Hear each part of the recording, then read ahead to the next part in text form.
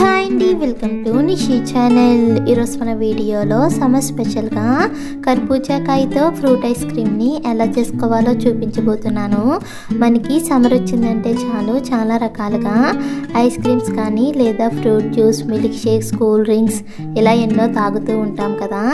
ఈసారి అలా కాకుండా కొత్తగా చూడగానే తినాలనిపించేలా ఓసారి ఇలా కర్బూజా పండుతో ఫ్రూట్ ఐస్ క్రీమ్ని ట్రై చేసి చూడండి. చాలా రుచిగా ఉంటుంది. అలాగే ఇంట్లో ఉండే వాటితోనే చాలా ఈజీగా కూడా చేసుకోవచ్చు.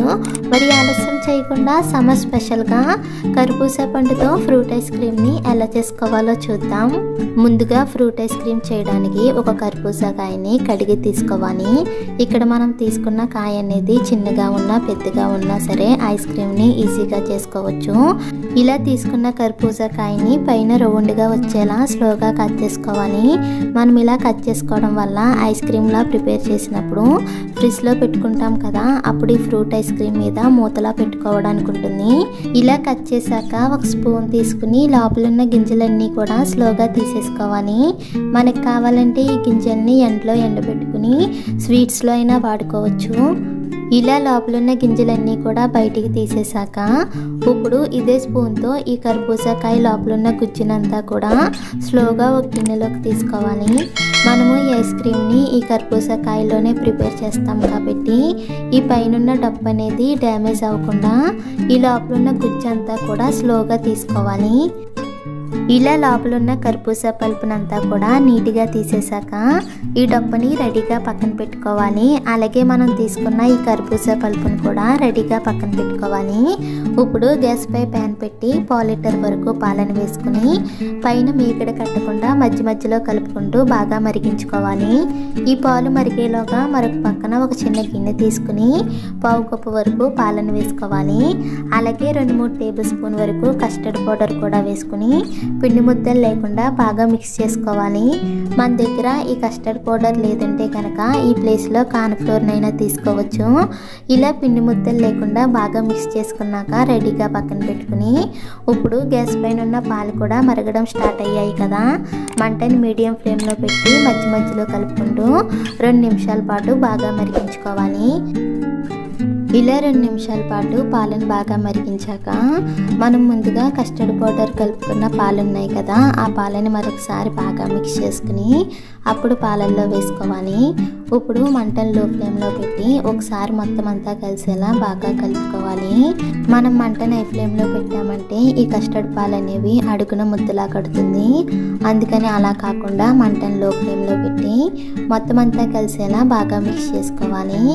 ఇలా కలిపాక 4-5 టేబుల్ స్పూన్ వరకు పంచదారని వేసుకోవాలి. ఇక్కడ పంచదార అనేది మనం తీసుకున్న కర్బూజాకాయ స్వీట్నెస్ చూసుకుని దాన్ని బట్టి ఇక్కడ మనం పంచదారని వేసుకోవాలి. ఇలా పంచదార వేసిన తర్వాత పంచదార పూర్తిగా కరిగేంత వరకు మంటను లో ఫ్లేమ్లో పెట్టి కలుపుకుంటూ మరిగించుకోవాలి. ఇలా పంచదార పూర్తిగా కరిగేసరికి ఈ పాలు కూడా కాస్త చిక్కగా అవుతాయి. ఇప్పుడు గ్యాస్ ఆఫ్ చేసుకుని పక్కకు దించుకుని ఈ పాలు పైన మీగడ కట్టకుండా మధ్య మధ్యలో కలుపుకుంటూ పూర్తిగా చల్లారనివ్వాలి. ఈ పాలు చల్లారేలోగా మరొక పక్కన మనం ముందుగా తీసుకున్న కర్బూజా పల్పునంతా కూడా మిక్సీ గిన్నెలోకి తీసుకోవాలి. మనం పాలల్లో పంచదారని వేసాం కాబట్టి ఇప్పుడు పంచదారని అయితే వేయడం లేదు. ఇలా ఈ కర్బూజా గుజ్జునంతా కూడా మిక్సీ గిన్నెలోకి తీసుకున్నాక మెత్తగా జ్యూస్లా గ్రైండ్ చేసుకోవాలి. ఇలా గ్రైండ్ చేసుకున్న కర్బూజా జ్యూస్లోకి మనం మరో పక్కన కస్టర్డ్ పాలను చల్లారబెట్టుకుంటున్నాం కదా, ఆ పాలను కూడా ఈ కర్బూజా జ్యూస్లో వేసుకుని మరో 2 నిమిషాల పాటు గ్రైండ్ చేసుకుని తీసుకోవాలి. ఇలా గ్రైండ్ చేసుకున్నాక ఒకసారి స్వీట్నెస్ చూసుకుని సరిపోతే కనుక మరి కొంచెం పంచదారని వేసుకుని మరొకసారి గ్రైండ్ చేసుకోవాలి. ఇలా గ్రైండ్ చేసుకున్న ఈ జ్యూస్ని ఐస్ క్రీమ్లా ప్రిపేర్ చేసుకోవడం కోసం మనం ముందుగా కర్బూజా పల్పుని తీసాక ఆ పైన డప్పు ఉంది కదా, ఆ డప్పుని తీసుకుని ఈ కర్బూజా మిక్స్ని అంతా కూడా ఈ డప్పులో వేసుకోవాలి. అలాగే మనం ఈ కర్బూజా కాయని పైన కట్ చేసాం కదా, దాన్ని తీసుకుని మూతలా పెట్టుకోవాలి. మనకి ఇంకా ఈ కర్బూజా మిక్స్ అనేది మిగిలిపోయింది కదా, దాన్ని మనం ఐస్ క్రీమ్ హౌస్లోకి కానీ లేదా ఏదైనా బాక్స్లోకి కానీ తీసుకోవాలి. ఇలా రెడీ చేసుకున్న ఐస్ క్రీమ్ని 8-10 గంటల పాటు డీప్ ఫ్రిడ్జ్లో పెట్టుకోవాలి. మనం ఈ ఐస్ క్రీమ్ని సాయంత్రం చేసుకున్నామంటే నెక్స్ట్ డే మార్నింగ్ కల్లా మనకి ఐస్ క్రీమ్లు అయితే రెడీ అయిపోతాయి. ఇప్పుడు 10 గంటలు అవ్వేసరికి చూసారు కదా మనకి ఐస్ క్రీమ్ అయితే అయితే పర్ఫెక్ట్గా రెడీ అయిపోయింది. మనకు కావాలంటే ఇలా స్పూన్ వేసుకునైనా ఈ ఐస్ క్రీమ్ని తినేయచ్చు, లేదంటే కనుక ఇలా ముక్కలుగా కట్ చేసుకోవచ్చు. కాకపోతే మనం ఫ్రిడ్జ్లోంచి తీసిన వెంటనే ఈ ఐస్ క్రీమ్ని కట్ చేయాలంటే కొంచెం గట్టిగా ఉంటుంది కాబట్టి ఒక 4-5 నిమిషాల పాటు పక్కన పెట్టుకుని ఆ తర్వాత కట్ చేసుకోవాలి. లేదంటే కనుక మనం చాక్తో కట్ చేస్తాం కాబట్టి ఆ చాకుని కొంచెం వేడి చేసుకుని ఆ తర్వాత కట్ చేసుకున్నామంటే మనకి ముక్కలు అనేవి ఈజీగా నీట్గా కట్ అవుతాయి. అంతే, సింపుల్ అండ్ టేస్టీగా కర్బూజాకాయతో ఫ్రూట్ ఐస్ క్రీమ్ అయితే రెడీ అయిపోయింది.